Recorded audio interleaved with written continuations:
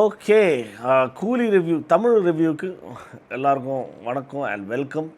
So ரொம்ப நாளுக்கு அப்புறம் நான் தமிழ் பேசி ஒரு வீடியோ பண்ணுறேன். ஏன்னா எனக்கு ரொம்ப பிடிச்சமான ஸ்டார் ரஜினி சார் அவரோட 50th ஆனிவர்சரி அப்படின்னு 50 இயர்ஸ் இன் இந்த சினிமா வேர்ல்டு செலிப்ரேட் பண்ணி கூலின்ற மூவி ரிலீஸ் ஆகுது. அவரோட ஸ்பீச் மொத்தமாக கேட்டேன். அவரோட எல்லா ஸ்பீச்சும் நான் முழு ஸ்பீச் கேட்பேன். ஏன்னா எனக்கு அவர் பார்த்தாலே எங்கள் அப்பா ஞாபகம் வரும். அப்பா இல்லை, இறந்துட்டார். ஸோ பேசுகிற பேச்சு அப்படியே அப்பா பேசுகிற மாதிரியே இருக்கும். அந்த ஆக்சென்ட்டு, அந்த வேர்ட்ஸ் ஆஃப் விஸ்டம், ஏதோ லைஃப் லெசன்ஸ் கொடுக்குற மாதிரி, அப்படியே ஒரு பிள்ளைகிட்ட சொல்கிற மாதிரி, நீ ஜாக்கிரதையாக இரு, இந்த மாதிரி நான் இதெல்லாம் கற்றுக்கிட்டு வந்திருக்கேன், இதெல்லாம் பார்த்து வந்திருக்கேன், இதெல்லாம் எக்ஸ்பீரியன்ஸ் பண்ணி வந்திருக்கேன், நீ பத்திரமாக இரு கண்ணே அப்படின்ற மாதிரி ஒரு அப்பா சொல்கிற மாதிரி பசங்களுக்கு ஃபேன்ஸ்க்கு சொல்கிறது எனக்கு ரொம்ப ரொம்ப பிடிக்கும். அது லைஃப் லெசன். அவர் எவ்வளோ legend and the man with zero haters. எங்கே போனாலும் அவருக்கு ஃபேன்ஸ். ஸோ ஒன்று நான் ரொம்ப ரொம்ப கண்டெம் பண்ணுறது என்னதுன்னா, நிறைய பேர் இது ஏதோ ஹேட் ப்ரோப்பகாண்டா ஏதோ நடக்குதோ, இல்லாட்டி ஃபேக் மார்க்கெட்டிங் எதாவது நடக்குதா, ஏதோ மேஃபியா மாதிரி க்ரியேட் பண்ணியிருக்காங்களா, இந்த மூவியை டார்கெட் பண்ணி இது பண்ணோம் கண்டெம் பண்ணோன்னு. இவ்வளோ ஒரு நல்ல மூவி, இவ்வளோ ஒரு என்க்ராசிங் மூவி. சரி, it might not be the best extraordinary best of the best movie, but it's a very good movie. இந்த மூவியை போய் தலையை பிடிச்சிக்கிறது, இதை சொல்கிறது, அதை சொல்கிறது, இதுலலாம் என்னப்பா இது? எனக்கு நினச்ச பிடிச்ச ஒரு ரிவ்யூவர் அவரது ரொம்ப நாள் நான் காலிலேருந்து வெயிட் பண்ணிகிட்டு இருந்தேன். ஸோ நான் போய் மூவி பார்த்துட்டு வந்தாச்சு. இப்போ ரிவ்யூ பார்த்தா அவர் சொல்கிறாரு, ஐயையோ மோசமான மூவி, நல்லாவே இல்லை, இது இல்லைலாம் இல்லை, அதுலலாம் இல்லை. அவ்வளோ மோசமாக இருந்துச்சுன்னு நானே யோசிக்கிறேன். இப்போ பார்த்துட்டு வந்தேன், நான் என்ஜாய் பண்ணிட்டு வந்தேன். இவ்வளோ நல்லா இருக்குது, எவ்வளோ என்க்ராசிங்காக இருக்குது. எல்லா சீனுமே நெக்ஸ்ட் என்ன ஆகும், அடுத்தது என்ன ஆகும், அடுத்தது என்ன ஆகும், இந்த மாதிரி தான் அந்த மூவி மொத்தமே கொண்டு போகிறாங்க. லாஸ்ட்டில் உங்களுக்கு எல்லாமே ரிவீல் பண்ணுறாங்க. எஸ், சில விஷயங்கள் இருக்குது நெகட்டிவ்ஸ், அதை பற்றி நான் பேசுகிறேன். ஆனால் இவங்க மார்க்கெட் பண்ணுற அளவுக்கு இந்த தெலுங்கு ரிவ்யூஸ் வேறு எல்லாம் எப்படி பண்ணியிருக்காங்கன்னா, ஏதோ ஹேட் ப்ரோப்பகேண்டா கலப்பணும். நான் தெலுங்கில் கூட இந்த வீடியோ பண்ணேன், எனக்கு தெலுங்கு சேனல் இருக்குது. அது பண்ணி கண்டிப்பாக அவங்கள கழுவி ஊத்தாட்டி என் பேர் டீனோ கிடையாது. ஏன்னா ரொம்ப ரொம்ப மோசம். இந்த மாதிரி காசு வாங்கிட்டு சில பேர் டார்கெட் பண்ணுறது, இல்லாட்டி நல்ல மூவியை நல்லா இல்லைன்னு சொல்கிறது, ரொம்ப ரொம்ப அதுக்கு போய் நீ எது வேணாலும் ஒரு கேம்லிங் பண்ணிக்கோ, எதாவது பண்ணிக்கோ, அவ்வளோ ஒரு மோசமான கேரக்டராக மாற்ற மாறாது. ஏன்னா அது நல்லது கிடையாது. நல்ல எவ்வளோ டெக்னீஷியன்ஸு, எவ்வளோ பேரோட ஹார்ட் ஒர்க் ஒரு மூவி பின்னால் இருக்கும். அதை நீ ஈஸியாக தூக்கி எறிஞ்சு. இப்போ நான் வார் 2 பார்க்கல, அதுக்குன்னு நான் வார் 2 மோசம், எல்லாத்தோட மட்டமான மூவி, இது கூலி தான் எக்ஸ்ட்ராடினரி, ஏன்னா நான் ரஜினி ஃபேனு அப்படியெல்லாம் சொல்ல மாட்டேன். ஏன்னா நான் அது பார்க்கல, அதை பற்றி நான் கமெண்ட்டே பண்ண மாட்டேன். அதுக்குன்னு நீ நான் காசு வாங்கிட்டு கூலி தான் best, Coolie India world number 1, pan India இல்லை pan world pan galaxy movie அப்படின்னு சொல்லிவிட்டு, வார் 2 அசல் மட்டமான மூவி, அசல் யாருமே பார்க்கக்கூடாது, ஒன் டைம் வாட்ச் கூட கிடையாது, இந்த மாதிரி சொன்னேன்னா நான் மனுஷனே கிடையாது. ஸோ ஒரு கான்ஷியஸ்னஸ்ன்னு ஒன்று இருக்கணும், மனசாட்சின்றது ஒன்று இருக்கணும். ஏதாவது பண்ணுறப்போ பண்ணால் ஒழுங்காக பண்ணு. இந்த மாதிரி காசை வாங்கிக்கிட்டு இது இந்த அந்த பெரிய மனுஷன் இவ்வளோ ரிவ்யூஸ் பண்ணிக்கிட்டு எவ்வளோ மில்லியன்ஸ் ஆஃப் ஃபாலோவர்ஸ் இருக்கார். 1 மணி நேரம் ஆடு சொல்ல வேண்டியது ஃபஸ்ட்டு. ஒரு 5 நிமிஷம் ரிவ்யூன்னா அதில் 2 நிமிஷம் ஆடு. இது வளன்னு ஏதோ சேல்ஸ்மேன் மாதிரி அந்த புக்கை எடுத்துகிட்டு வருவாங்க பாரு, சேல்ஸ்மேன், இது வாங்குங்க, அது வாங்குங்க, இது நல்லா இருக்குது, அது நல்லா இருக்குது, 2 BHK 3 BHK, அது இது என்ன நீ இப்படியா காசுக்காக என்ன வேணாலும் பண்ணுவியா நீ? இந்த மாதிரி ஒரு கேவலமான மனுஷனை இவ்வளோ ரெஸ்பெக்ட் வச்சுருந்தேன் நான். அந்த மனுஷன் மேலே ரெஸ்பெக்டே போச்சு. ஸோ அந்த மாதிரி நானும் என்னோட 3000 வீடியோஸ் பண்ணி போட்டிருக்கேன், 3000 வீடியோஸ் பண்ணி போட்டிருக்கேன். எதுலையுமே நான் இதை வாங்கு, அதை வாங்கு, இதை வாங்கு, அது வாங்குன்னு இந்த வள குழகெல்லாம் நம்ம பண்ணுற ரகம் கிடையாது. ஏன்னா அப்பா எப்பவுமே சொல்வார், தமிழன் என்று சொல்லடா, தலை நிமிர்ந்து நில்லடா அப்படின்னு. ஸோ தமிழனாக இருந்துக்கிட்டு தமிழுக்கே குழி தோன்றது ரொம்ப அநியாயம். அதனால்தான் சரி, அது அப்புறம் வச்சுக்கலாம், மூவி பற்றி பேசுவோம். ஸோ மூவி எக்ஸ்ட்ராடினரியாக இருக்குங்க. அது டெக்னிக்கல் வேல்யூஸ் எக்ஸ்ட்ராடினரியாக இருக்குது.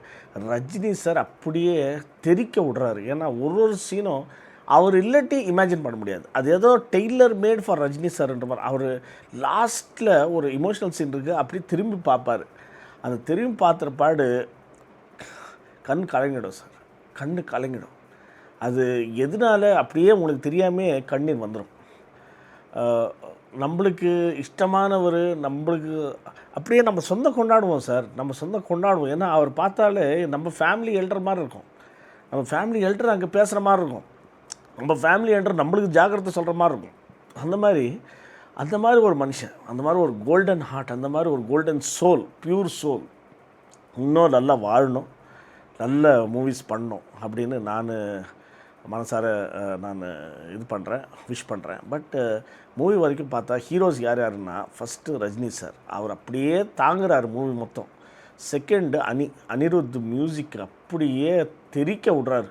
ஏன்னா பிஜிஎம்மு ஒரு சீன் எலிவேஷனு, அந்த என்ன நடக்க போகுது நெக்ஸ்ட், வாட் ஹேப்பன்ஸ் நெக்ஸ்ட்டுன்ற ஒரு மாதிரி சினாரியோ கொண்டாடு, அந்த த்ரில்லிங் எலிமெண்ட்டை கொண்டாடுறது, அதெல்லாம் பயங்கரம். அதுக்கப்புறம் அஃப்கோர்ஸ் சௌபின் சார் அப்படியே எஃபர்ட்லெஸ்ஸாக அப்படியே பண்ணி அப்படியே தூக்கி போட்ட மாதிரி போயிட்டார். ஏதோ அவர் பண்ணுறது ஆக்டிங் மாதிரியே தெரியல சார். அவர் பார்த்தா உங்களுக்கு இப்படி கோவம் வரும்னா அப்படியே நம்மளே கையில் பிடிச்சி எதாவது பண்ணிடலாமா. ஸோ ஒரு வில்லனை அவ்வளோ ஒரு இது கொண்டாடுனான்னா that is the level of acting. அவர் he's become the role, he has become the role, he is not enacting a role, he has become the villain. அதே மாதிரி Nagarjuna sir most stylish villain sir, அசல் most stylish villain. ஏன்னா இவங்கெல்லாம் நான் of course இப்போ 40 வயசு ஆகிடுது, அவரெல்லாம் சிவா படத்தில் பார்த்தது ஹீரோவாக, அப்போலேருந்து அந்த எவல்யூஷன் ஆக்டராக இப்போது நல்லா ஆக்ட் பண்ணியிருக்காரு சார், நல்லா ஆக்ட் பண்ணியிருக்காரு ஜி. அதை போய் நீங்கள் ஓவர் ஆக்ஷன்ன்றீங்க. அப்போ வேறு என்ன தான் ஆக்ட் பண்ணணும், நீ ஆக்ட் பண்ணி காமி. அவ்வளோ நீ பெரிய ஆக்டர்டா, அவ்வளோ பெரிய டேரக்டர், நீ டேரக்ட் பண்ணி காமி தம்பி, நீ ஆக்ட் பண்ணி காமி. ஏன்னா கேவலமாக வாய்க்கு வந்ததெல்லாம் பேசுகிறாங்க. இப்போது காலையிலேருந்து நான் பப்ளிக் ரியாக்ஷன்ஸ் பார்த்துட்ருக்கேன். ஒரு நெகட்டிவ் ரிவ்யூ வரல, எல்லாருமே அசல் அடிப்பலி. கேரளாவில் அடிப்பலி வேறு லெவலு, கர்நாடகாவில் சென்னை ஐகுதேரா அப்படின்றாங்க. நம்ம தமிழ்நாட்டில் அசல் பைத்தியமாக அலறாங்க. அஃப்கோர்ஸ் ரஜினி ஃபேன்ஸ் சரி விட்டுருங்க, normal educated people. Hindi reviews பார்த்தேங்க, ஹிந்தி ரிவ்யூஸில் கூட ரொம்ப டீசென்ட் ஃபேமிலிஸு அவங்களெல்லாம் ரிவ்யூ எடுத்தாங்க ஃபஸ்ட் ஷோலேருந்து. சொல்கிறாங்க என்னமா இருக்குது மூவி, கிளாஸ் மூவி அப்படின்றாங்க. இங்கே நம்ம தமிழ்நாட்டில் நம்ம ஆளுங்களே மோசமான மூவி, நல்லாவே இல்லைப்பா, தலைவலி, எல்லா ரெப்பிட்டிஷன். ஏன்ப்பா ரெப்பிட்டிஷன்னா புதுசாக ஏதாவது எடுத்தால் இல்லை லோகேஷ் கனகராஜ் இதே இல்லை, ஸ்டாம்பே இல்லை, அவர் எடுக்கவே இல்லை போலுக்கு, வேறு யாரும் அசிஸ்டண்ட் எடுத்துட்டாங்க போலுக்கு அப்படின்னு சொல்கிறீங்க. சரின்னு அவர் இருக்கிற எலிமெண்ட்ஸை வச்சு எடுத்தா என்னமோ அதே ரெப்பிட்டிஷனு, அதே பழைய பாட்டு, அதே ஃபைட் சீக்வன்ஸு, அதே. அப்போ என்ன தான் பண்ணுறது உங்களுக்கு? ஒரு வாட்டி ஒன்று புதுசாக எடுக்கிறதுக்கு அவர் இப்போ ஜேம்ஸ் கேமரனே இந்த அவதாரை வச்சுக்கிட்டு புளிச்ச தோசை மாதிரி போடுற மாதிரி அதே போட்டு சாவடிக்கிறார். ஏன்னா அவருக்கு இந்த வெரைட்டி அவர் எவ்வளோ நல்லா பண்ணி, இப்போ கிறிஸ்டோஃபர் நோலன் எவ்வளோ புது சப்ஜெக்டாக பண்ணி கொண்டாடுறாரு. அந்த மாதிரி ஜேம்ஸ் கேமரனுக்கு இருக்கிற அவருக்கு அந்த அவதாரோட என்ன அப்சஷன் என்னமோ தெரியாது தவிர, அவர் பண்ண டெர்மினேட்டர், அவர் பண்ண ஏலியன், அவர் பண்ண அந்த டைட்டானிக், இதெல்லாம் எக்ஸப்ஷனல். ஒன்று ஒரு சப்ஜெக்ட், ஒன்று ஆக்ஷன் சப்ஜெக்ட்டு, ஒன்று லவ் சப்ஜெக்ட்டு, ஒன்று சைஃபை சப்ஜெக்ட்டு.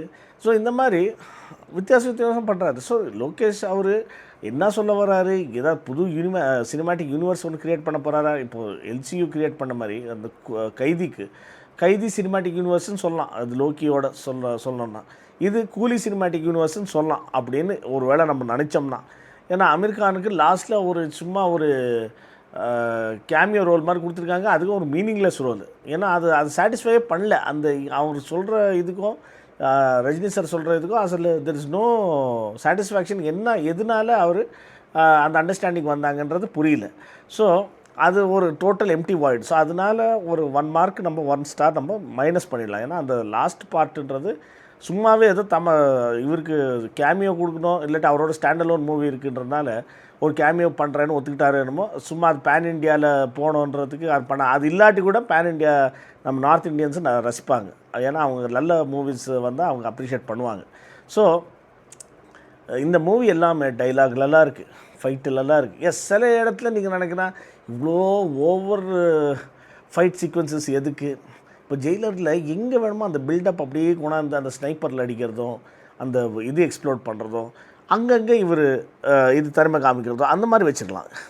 அந்த மாதிரி இல்லாமல் ரொம்ப ஃபைட் சீக்வன்சஸ் கூட கொஞ்சம் சில டைம் சஃபகேட் ஆகலாம். ஸோ அது கொஞ்சம் கம்மிப்படுத்திருக்கலாம். But everything is justified. எல்லாத்துக்கும் ஒரு ரீசன் இருக்குது. ரீசன் இல்லாமல் ஃபைட் கிடையாது. சும்மா போகிற வரவனாலாம் நம்ம தனுஷ் ஆட்டோவில் ஏற்றி வா நான் கூட்ட போகிறேன்ற மாதிரியில் மாதிரி அந்த மாதிரி போகிற வரவனா வா நான் ஒன்று அடிக்கிறேன்ற மாதிரி தமாஷா இல்லை, அது மாதிரிலாம் ஒன்றும் நடக்கலை.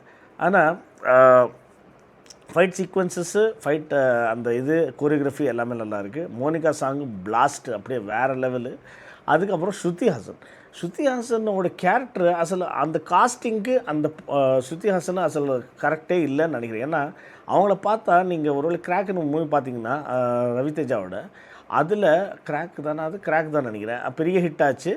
அதில் அவங்க இது ஃபைட் சீக்வன்ஸ் ஒன்று இருக்கும், சர்ப்ரைஸ் ஃபைட் சீக்வன்ஸு, அதில் அடித்து துவைச்சிருவாங்க ரவுடிஸை.